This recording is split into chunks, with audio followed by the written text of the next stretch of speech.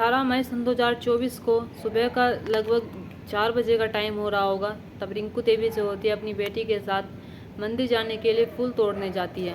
जैसे वो मंदिर जाने के लिए फूल तोड़ने जाती है तो फूल तोड़ते हुए उसके साथ कुछ ऐसा हो जाता है कि वो घर लौट कर आती ही नहीं है। ना ही माँ आती है, ना ही बेटी आती है।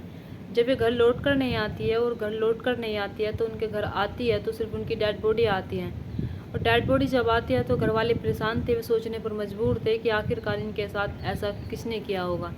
तब पुलिस वाले इस केस की जो गुत्थी सुलझाते हैं, जब गुत्थी सुलझाते हैं तो ऐसा चेहरा सामने निकल कर आता है जहाँ पर घर वालों को दूर दूर तक अंदाज़ा नहीं था कि ये व्यक्ति उनके साथ ऐसा भी कर सकता है। फिर ये व्यक्ति जिसके बारे में वे जानते भी थे, जिसके बारे में उन्हें पता भी था, घर वालों को अच्छे से जानते थे, लेकिन फिर भी वे माँ बेटी के साथ कुछ ऐसा करते हैं जिसे जानकर आप हैरान हो जाएंगे, सोचने पर मजबूर हो जाएंगे कि आखिरकार ऐसा हो तो हो कैसे सकता है।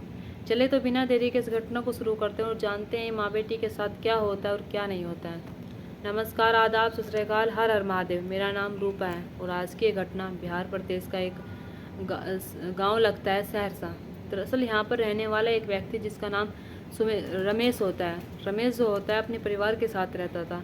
रमेश की एक पत्नी जिसका नाम रिंकू देवी होता है, उसकी एक बेटी होती है जिसका नाम नैना होता है। नैना की उम्र जो होती है वो 13 साल होती है। उसके एक बेटा होता है जिसकी उम्र 11 साल होती है, जिसका नाम अमित होता है। ये चारों ही जो होते हैं अपने ही परिवार में बड़े ही खुश थे। इधर रमेश जो होता था वो अपने काम के लिए सुबह ही निकल जाया करता था और शाम के वक्त घर पर लौट कर आया करता था। अब ऐसे ही जब ये 18 अगस्त सन 2024 की सुबह में रिंकू देवी और उसकी जो बेटी होती है मंदिर के लिए जाती हैं, मंदिर जाने के लिए फूल तोड़ने जाती हैं, तो वे घर लौट कर ही नहीं आती हैं। जब घर लौट कर ही नहीं आती है तब इसका जो पति होता है वो थोड़ा सा परेशान तो होता है कि मेरी पत्नी क्यों नहीं आई, लेकिन वो सोचता है कि मंदिर गई है तो वो आ ही जाएगी, किसी की बातों में लग गई होगी, क्योंकि सुबह के 6 बज जाते हैं। वो 7 बजे तक उनका इंतज़ार करता है। जब 3 घंटे तक बाद भी वापस नहीं आती है तो उसे काम के लिए देरी हो रही थी, वो उनके बारे में ना सोचकर अपने काम पर निकल जाता है। जब अपने काम पर निकल जाता है तो 8 बजे एक व्यक्ति जो होता है, गांव का ही व्यक्ति जो होता है, वो भागा हुआ रमेश के घर पर आता है। घर पर आने के बाद जो उसका बेटा होता है वहाँ पर हमीद उससे कहता है कि तुम्हारी माँ और तुम्हारी बहन की डेड बॉडी जो है एक स्कूल में पड़ी हुई है। जब ये सारी बातें उसका बेटा सुनता है तो बेटे की चीख निकल उठती है। चीख निकल उठने के बाद उसका चाचा जो होता है उसके पास आता है और आने के बाद जब सारी बात उसे पता लगती है तो चाचा और भतीजा यानी कि जो अमित होता है, ये दोनों जो होते हैं जब इसको स्कूल में जाते हैं, स्कूल में जाने के बाद देखते हैं कि उसकी माँ और बहन जो है बेसुध हालत में पड़ी हुई है। उनके कपड़े जो हैं फटे हुए हैं। ऐसा लग रहा है कि किसी ने उनसे गहरी दुश्मनी निकाली है। तभी पुलिस वालों को फ़ोन किया जाता है। पुलिस वाले जो होते हैं मौके पर पहुंचते हैं। मौके पर पहुंचने के बाद वहाँ पर पूछताछ करने लगते हैं। वो जो डेड बॉडी होती है उन्हें बरामद करते हैं, उन्हें पोस्टमार्टम के लिए भेज दिया जाता है और वहाँ पर पूछते हैं कि इनके साथ ऐसा किसने किया होगा, ये कौन है कौन नहीं है। तब गांव वाले जो होते हैं बताते हैं कि इसका पति जो है वो काम के लिए गया हुआ है, उसका बेटा है और ये उसकी बेटी थी और इसका पत्नी थी। जब पुलिस वाले सारी जानकारी लेते हैं तो गाँव वाले से पूछते हैं कि इनके साथ ये सब किसने किया है होगा, या फिर ये सब करते हुए किसी ने देखा है फिर नहीं देखा है। तो गाँव वाले जो होते हैं वे इनकार कर देते हैं और वे ऐसा जवाब नहीं दे पाते जिससे कि पुलिस वालों को कोई मदद मिल सके। अब पुलिस वालों के लिए सबसे बड़ा सवाल ये बन गया था कि आखिरकार जब ये मंदिर गई थी तो मंदिर से स्कूल में क्या कर रही थी। इन्हें मंदिर जाना चाहिए था तो ये स्कूल में क्यों आई थी। अब पुलिस वाले जो होते हैं जब जैसे ही उनकी डेड बॉडी जो होती है पोस्टमार्टम के लिए भेजते हैं, अब इंतजार करने लगते हैं उसके पति का। उसका पति जब पुलिस स्टेशन नहीं आता है तो पुलिस वाले जो होते हैं उसे खुद कुछ बुलवाने की कोशिश करते हैं, लेकिन उससे ही पहले उसका पति जो होता है वो आता है। पुलिस स्टेशन आने के बाद कहता है कि हाँ साहब बताइए। तो पुलिस वाले जो होते हैं वे कहते हैं कि तुम्हारी पत्नी मर गई, तुम्हारी बेटी के साथ इतना सब हो गया और तुम्हें यहाँ पर आए भी नहीं, तुम्हें थोड़ा सा भी ज़रूरी नहीं समझा कि तुम्हारी बेटी और पत्नी के साथ इतना सब हो गया है कि मुझे जाकर पुलिस स्टेशन पता करना चाहिए कि किसने किया है किसने नहीं किया है, और तुम्हारे चेहरे को देख कर लग नहीं रहा है कि तुम्हें ज़्यादा दुख भी हुआ हो। तो रमेश जो होता है वो कहता है कि नहीं साहब ऐसी बात नहीं है, मेरी पत्नी सुबह मंदिर के लिए निकली थी, मुझे नहीं पता था कि उसके साथ इतना सब कुछ हो गया है, मेरी बेटी के इतने साथ सब कुछ हो गया है। तो पुलिस वाले जब उसके चेहरे को देखते हैं तो उसके चेहरे को जो हाव भाव होता है वो ज़्यादा सही नहीं होता है, यानी कि उसके चेहरे पर इतना दुख नहीं होता है जितना दुख होना चाहिए था। लेकिन पुलिस वालों के पास कोई सबूत नहीं था, इसलिए उसे छोड़ देते हैं और कहते हैं कि जाओ तुम अपने घर जा सकते हो। अब पुलिस वाले जो होते हैं जो रिंकू देवी की कुल डिटेल होती है उसे निकलवाते हैं। उसे निकलवाने के बाद जैसे उसमें देखने लगते हैं कि लास्ट बार एक लड़के से बात की हुई है, लास्ट बार एक व्यक्ति से बात की हुई है, लास्ट बार जिस व्यक्ति से बात की हुई थी उस व्यक्ति का नाम जो होता है कृष्णा होता है। उस लास्ट बार जो बात हुई हुई थी वो जब व्हाट्सअप पे हुई हुई थी, यानी कि लगातार जो बातें होती थी वो उस नंबर से ज़्यादा होती थी, तब कहीं जाकर वो व्यक्ति जो होता है शक के घेरे में आता है। जब शक के घेरे में आता है तो उस व्यक्ति को उठाया जाता है। उठाए जाने के बाद जब उसे पुलिस स्टेशन लाया जाता है तब कहीं जाकर पता चलता है कि वो जो रमेश है वो उसका कोई और नहीं लगता, यानी कि कृष्णा जो होता है उसका भतीजा होता है। जब उसे रमेश को इस बात का पता चलता है तो रमेश जो होता है वो सोचने पर मजबूर हो जाता है कि आखिरकार वो ऐसा कर कैसे सकता है। कृष्णा को जब उठाकर लेकर आते हैं, उठाकर लेकर आने के बाद उससे पूछताछ करते हैं और कहते हैं कि तुमने सुबह सुबह में क्यों कॉल की थी रिंकू देवी को।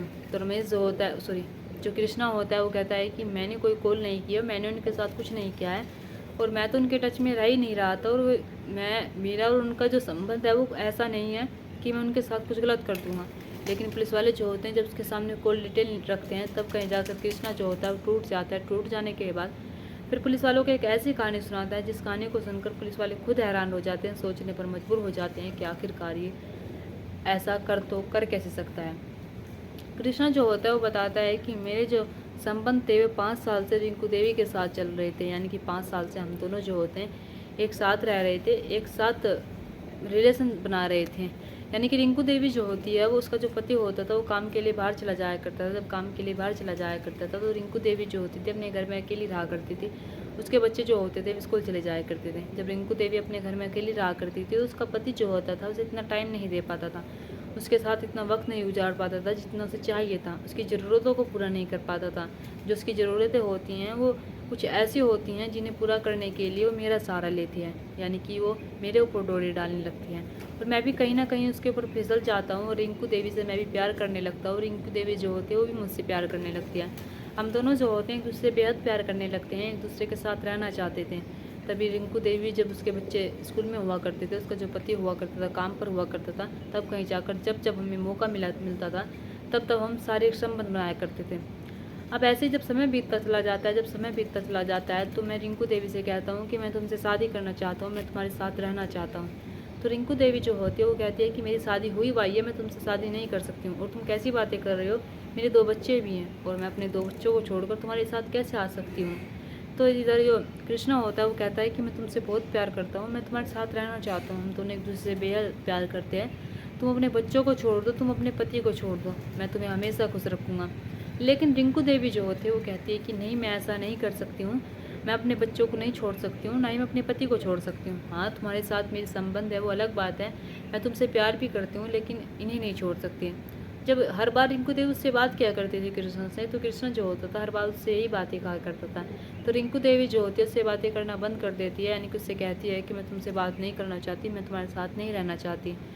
अब जैसे ही रिंकू देवी जो होती है उससे बातें बंद करती है, तभी रिंकू देवी जो होती है उससे बातें बंद करने के बाद कृष्णा के वो किसी और व्यक्ति पे डोरी डालने लगती है, यानी कि किसी और व्यक्ति से बातें करने लगती है जो उनके ही गाँव का होता है। जब किसी और व्यक्ति से बातें करने लगती है, किसी और व्यक्ति को अपने करीब लाने की कोशिश करने लगती है और ये बात शिवम को पता चलती है, तो शिवम जो होता है उसे बहुत गुस्सा आता है और इस हद तक गुस्सा आता है वो सोचने लगता है कि मैंने जिसके लिए इतना सब किया वो मुझसे प्यार ही नहीं करती थी, सिर्फ उसे अपनी ज़रूरतों को पूरा करना था और वो मेरे जैसे उसने मुझे अपने साथ रखा ऐसे वो किसी और को अपने साथ रखना चाहती हैं। अब ऐसे ही जब रिंकू देवी उस दूसरे लड़के से बात करने लगती है और कृष्णा को ये बात पता चलती है, तो कृष्णा जो होता है उससे कहता है कि तुम ऐसा मेरे साथ कैसे कर सकती हो, मैं तुम्हारे साथ रहना चाहता हूँ, तुम मेरी बात क्यों नहीं समझ रही हो। तो रिंकू देवी जो होती थी हर दिन उससे यही बात कह दिया करती थी कि मैं अपने पति और अपने बच्चों को नहीं छोड़ूंगी, चाहे तुम कुछ भी कर लो। अब ऐसे ही समय बीतता चला जाता है। जब समय बीतता चला जाता है तो दिन आता है 18 अगस्त सन 2024 का। 18 अगस्त की सुबह सुबह जो लड़का होता है यानी कि कृष्णा होता है उस रिंकू देवी को कॉल करता है 3 बजे के करीब और कहता है कि ठीक है, मैं तुमसे आखिरी बार मिलना चाहता हूँ, मैं तुमसे आखिरी बार मुलाकात करना चाहता हूँ, फिर मैं तुमसे कभी नहीं मिलूँगा। और रिंकू देवी जो होती है वो पहले से उससे ना करती है, लेकिन कृष्णा जो होता है वो कहता है कि अगर तुम मुझसे मिलने नहीं आई तो देख लेना, अच्छा नहीं होगा और देख लेना तुम्हारे लिए तो बहुत ही बुरा हो जाएगा। तो रिंकू देवी जो होती है कहीं ना कहीं डर जाती है। रिंकू तो देवी जो होती है वो सुबह सुबह मंदिर जाती है, यानी कि 4 बजे मंदिर जाती है और अपनी बेटी को साथ में लेकर जाती है। जैसे वो सुबह 4 बजे मंदिर के लिए निकलती है और जैसे ही फूल तोड़ने के निकलती है तो उसका जो प्रेमी होता है यानी कृष्णा जो होता है, जो पहले प्रेमी था, तो वो उसे स्कूल में बुलाता है। उस स्कूल में ना ही तो दरवाजे होते हैं, गेट जो होते हैं टूटे हुए पड़े हुए होते हैं। तब जब उसे स्कूल में बुलाता है तो वो देखता है कि उसकी बेटी भी उसके साथ आई हुई है। तो कृष्णा जो होता है हैरान रह जाता है। कृष्णा जो होता है अपने दोस्त के साथ आया हुआ था। उसका दोस्त जो होता है वो कमरे के अंदर होता है, यानी कि रूम के अंदर होता है। तभी कृष्णा जो होता है उसकी बेटी नैना से कहता है कि तुम बाहर खड़ी रहो, तुम्हारी माँ भी आ रही है। तो उसकी माँ जो होती है रिंकू देवी, वो भी कहती है कि हाँ बेटा तुम यहीं खड़ी रहो, मैं भी आ रही हूँ। वो उसे अंदर ले जाता है। अंदर ले जाने के बाद ये दोनों जो होते हैं तेज़ धार हथियार से उस पर वार कर देते हैं। अब जैसे इस पर वार करते हैं तो ये बात उसकी बेटी जो खड़ी हुई होती है बाहर, उसे कहीं आहट से हो जाती है। तब ये दोनों जो होते हैं अंदर सोचने लगते हैं कि हमारी बात इसको पता लग गई और ये भी इसके साथ आई हुई है। अगर इसने घर वालों को बता दिया, पुलिस वालों को बता दिया तो हम कभी छूट नहीं पाएंगे। तब ये दोनों जो होते हैं नैनो को भी उस कमरे में लेकर आते हैं। कमरे में लेकर आने के बाद जो कृष्णा का दोस्त होता है वो कहता है कि यार तू इसे मत कर, कुछ कर, मैं इसके साथ पहले अपनी ज़रूरतों को पूरा करना चाहता हूँ, मैं अपनी चाहत पूरा करना चाहता हूँ। जब ये बात वो कृष्णा से कहता है तो कृष्णा जो होता है उसे इनकार कर देता है और मना कर देता है कि नहीं तुम ऐसा नहीं करोगे। तब ये दोनों जो होते हैं उसे भी तेज़धार हथियार से मार देते हैं, यानी कि माँ बेटी दोनों को मारने के बाद उनके कपड़े फाड़ देते हैं। वे कुछ इस तरह का केस बनाना चाहते थे कि अगर पुलिस वाले इन्हें देखे आकर तो उन्हें लगे कि किसी ने इनके साथ ज़बरदस्ती करने की कोशिश की है, और ज़बरदस्ती जब करने की कोशिश की है तो इनके साथ किसी ने गलत काम भी किया है, किसी ने इस घटना को अंजाम भी दिया है। इसलिए उनके कपड़े फाड़ते हैं और उन्हें इस कदर से ऐसा दिखाते हैं कि ऐसा लगे किसी ने अपनी दुश्मनी निकाली है। यानी कि उनके खुद कपड़े फाड़ते हैं, लेकिन उनके साथ वे ऐसा कुछ काम नहीं करते हैं। ना ही कृष्णा जो होता है, जो उसका दोस्त होता है, वो कहता है कि मुझे अपनी चाहत पूरी करनी है, उसे मना कर देता है और कहता है कि नहीं। ये दोनों जो होते हैं उन्हें मारने के बाद अपने घर पर चले जाते हैं। अपने घर पर जाने के बाद सोचने लगते हैं कि अब हमें पुलिस नहीं पकड़ पाएगी, हम एक ऐसा केस बना कर आए हैं। लेकिन कहते हैं ना कि पुलिस वाले जो होते हैं, यानी कि क्राइम जो होता है कभी नहीं छिपता है, वो सबके सामने एक ना एक दिन आ ही जाता है। पुलिस वाले जो होते हैं उनकी बात सुनकर हैरान हो जाते हैं, सोचने पर मजबूर हो जाते हैं कि आखिरकार ऐसा कर तो कर कैसे सकते हैं। एक रिंकू देवी जो होती है, यानी कि पुलिस वाले जो होते हैं इन दोनों को हिरासत में लेते हैं। हिरासत में लेने के बाद जेल भेज देते हैं। यहाँ पर रिंकू देवी जो होती है सबसे ज़्यादा गलत करती है, यानी कि रिंकू देवी अपने पति के होते हुए अवैध संबंध नहीं बनाने चाहिए थे। वो अपने पति के होते हुए अवैध संबंध बनाती है। अवैध संबंध के साथ साथ वो एक लड़के नहीं 2 लड़कों से अवैध संबंध बनाती है। अब यहाँ पर किसकी गलती होती है? यहाँ पर सरासर रिंकू देवी की गलती होती है। अगर वो कृष्णा से शारीरिक संबंधों की जो ज़रूरतें होती हैं उसकी पूरा ना करती तो शायद उसके साथ आज इतना सब ना होता। दोस्तों, इस कहानी और घटना को सुनाने का मकसद मेरा आपका दिल दुखाना नहीं था, आपको परेशान करना नहीं था, आपको घटना के बारे में बताना था, आपको सचेत करना था। आप अपने परिवार के साथ खुश रहिए। नमस्कार।